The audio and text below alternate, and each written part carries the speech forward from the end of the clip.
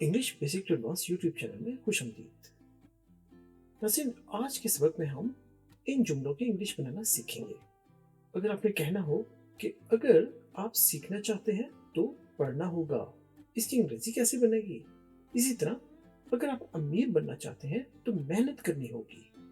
और फिर देखिए, अगर मैं फिल्म देखना चाहता हूँ तो मुझे होमवर्क खत्म करना होगा।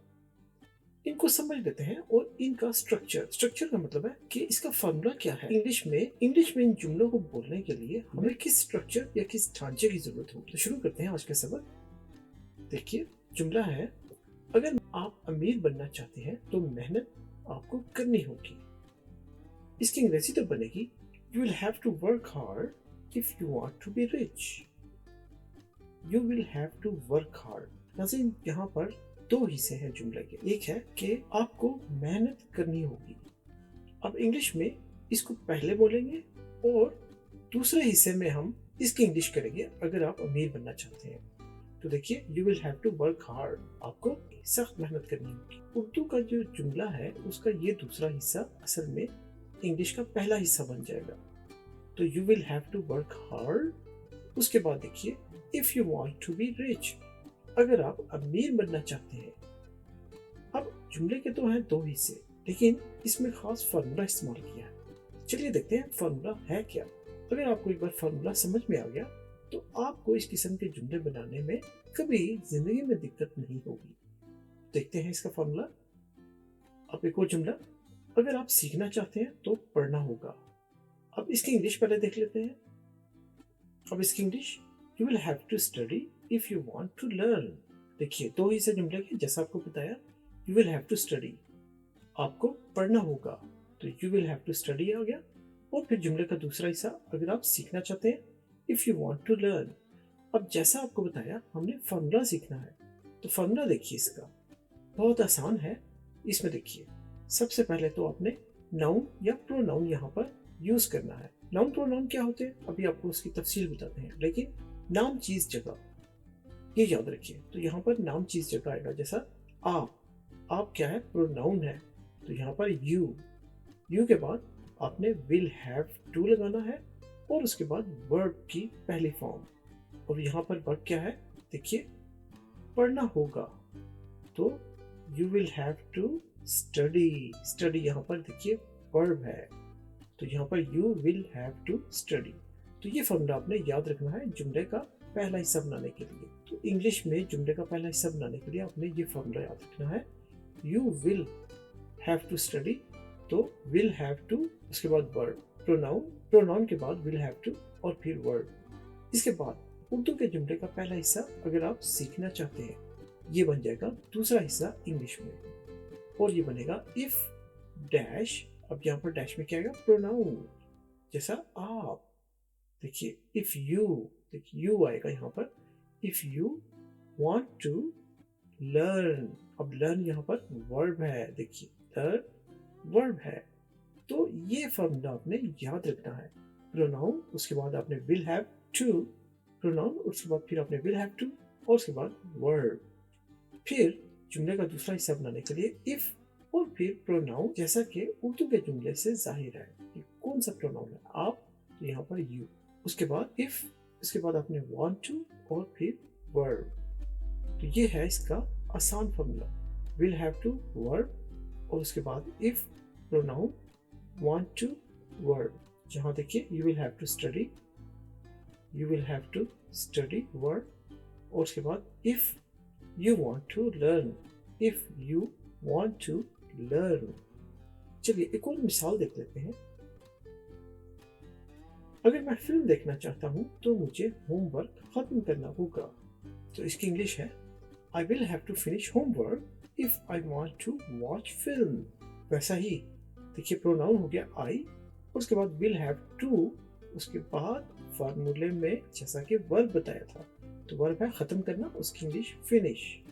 आई will have to finish homework जो खत्म करना होगा।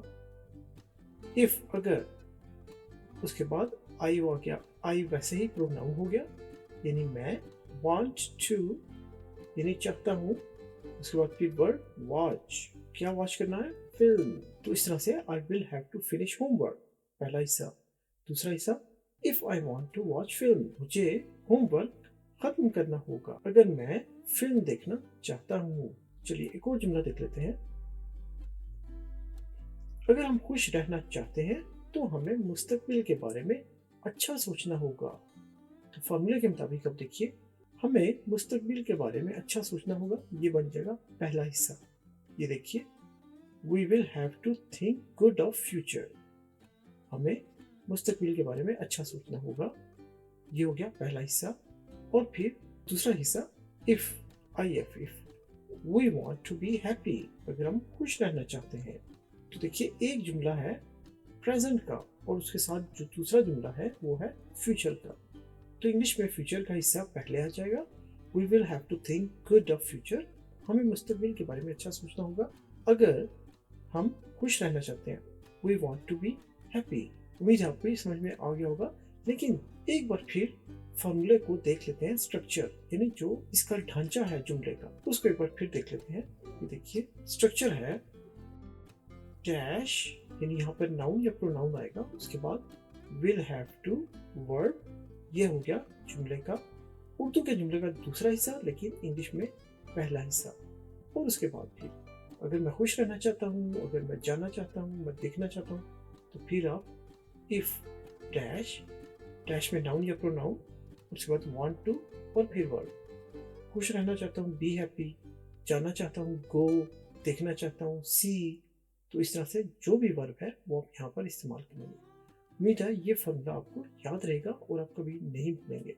अच्छा, डैश में क्या आएगा, नाउन या प्रोनाउन, और यहाँ पर दूसरे डैश में भी नाउन या प्रोनाउन, और जुमले के मुताबिक वर्ब्स का इस्तेमाल करना है कि इस हिस्से में कौन सा वर्ब आएगा और दूसरे हिस्से में कौन सा वर्ब आएगा। क्या है, लेकिन इसी फॉर्मूले में हम फिट करते हैं एक जुमला, ये हमने अपने लेसन्स में अच्छे तरीके से पढ़ा रखा है। जुमला है, नाउन तो कहते हैं नाम, चीज या जगह, किसी कोई खास नाम, विल हैव टू चीज या जगह, मुझे, लेकिन जो नाउन क्या है, इफ, ये जो नाउन की बजाय आप इस्तेमाल करते हैं वांट टू, जैसा कि मैं कहूँ अगर मैं देखना चाहता हूँ तो मुझे जाना होगा।